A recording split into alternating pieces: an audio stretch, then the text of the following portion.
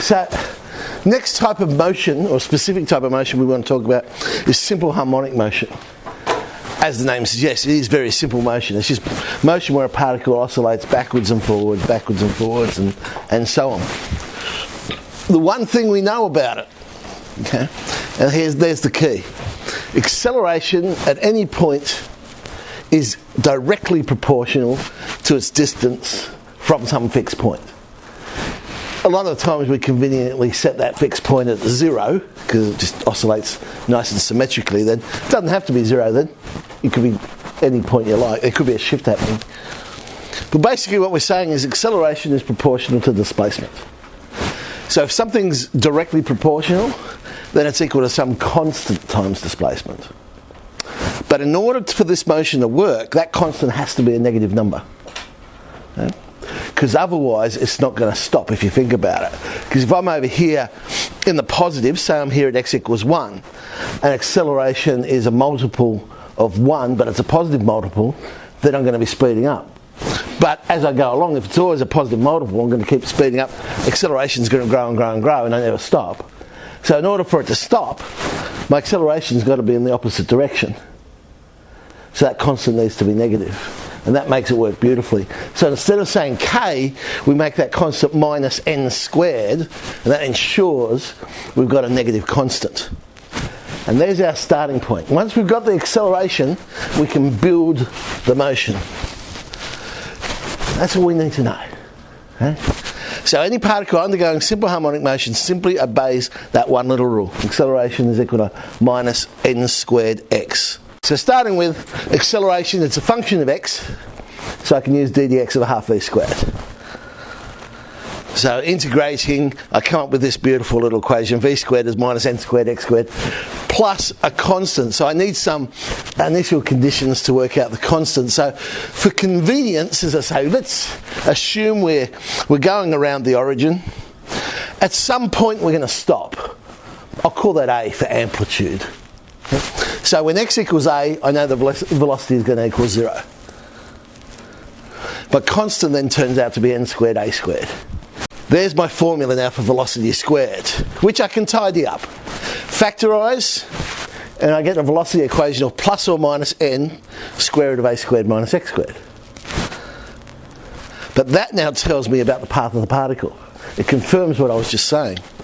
Because remember, velocity squared has to be greater than or equal to 0. So if a squared minus x squared is greater than or equal to 0, if we solve that little inequality, we'll get that x is in between minus a and a. So again, confirming what I was saying, which is going to oscillate between a and minus a, backwards and forwards, backwards and forwards, backwards and forwards, backwards and forwards, and so on and so on and so on. Forever. What a life, eh? It's amazing how many things actually move in simple harmonic motion. Pendulums, simple harmonic motion. Any circular motion is actually simple harmonic motion. Depending how... We'll see more about that when we look at circular motion in extension 2. But it can be broken down basically to simple harmonic motion as well. Alright, let's try and come up with an equation for x in terms of time. So velocity, I've taken the negative square root. Now remember we said, why do we take positive or negative? We've got to satisfy the initial conditions. Now, my velocity was 0, so I could choose either one, plus or minus. I chose minus because I know how this is going to end up. And I basically want the curve that I'm going to end up with to match the motion. It's either going to end up being a sine curve or a cosine curve. Okay. So therefore, if I'm starting at the amplitude, which one would I like to get? The cosine curve or the sine curve? Yeah, because cosine starts at the amplitude. Therefore, the integral to get cosine, I want to create an integral that will give me inverse cos rather than inverse sine, which is why I've chosen the negative rather than the positive. So this is the logic behind why I chose negative. Now, of course, the first time you do this, you don't realise that. If you picked the wrong one, you'd end up maybe with inverse sine, and you'd have a sine curve with some sort of shift happening, which is not a big deal. But logic says, whenever you do this, is look at the problem. If your problem's starting at the origin, I want an inverse sine function. If I'm starting at the amplitude, I want an inverse cos function. If it's somewhere in between, well, it doesn't really matter. So alright, turn it upside down because it's with respect to x. And you can now see the inverse cos integral there. Okay, I'll separate the variables. So we know that when time is 0, displacement is a. We're trying to link time and displacement. So on the left hand side, that integral is just going to be t. The right hand side will have inverse cos x on a. So I end up with inverse cos x on a minus inverse cos of 1, but the inverse cos of 1 is, of course... Oh, such speed. Well done. Okay, so 1 on n, inverse cos x on a. Fantastic. That's t in terms of x. We want x in terms of t. So multiply by n, undo the inverse cos, and there we have it. X is a cos nt. So it's basically a cosine function. Alright, so in general, what do we need to know? There's our rule for acceleration. V squared equals n squared, a squared minus x squared. Now, there's a bit of controversy whether you can just quote that one or not. I suppose the guide is, when you're doing a test, is have a look at how many marks it's worth.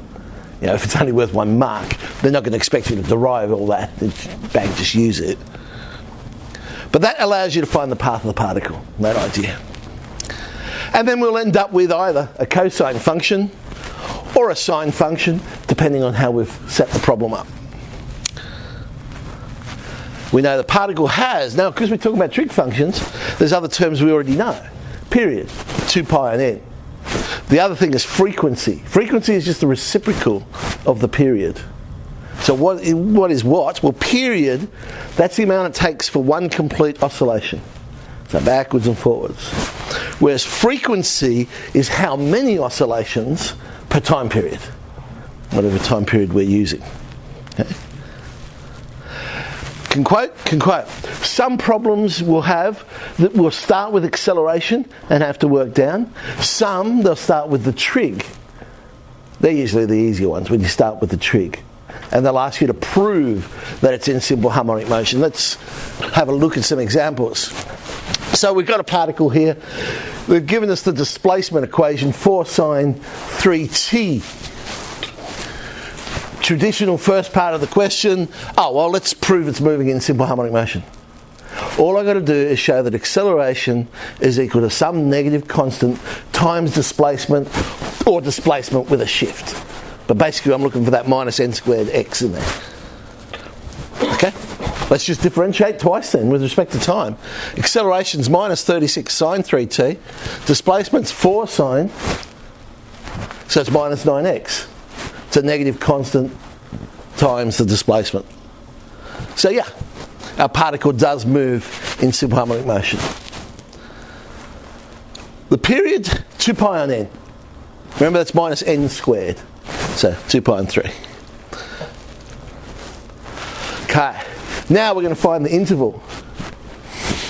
I said you can quote that v squared one, but why bother when you're working with trig functions? You know what trig functions do. You've got a sine curve, 4 sine 3t. What does that travel between? If you were to draw it.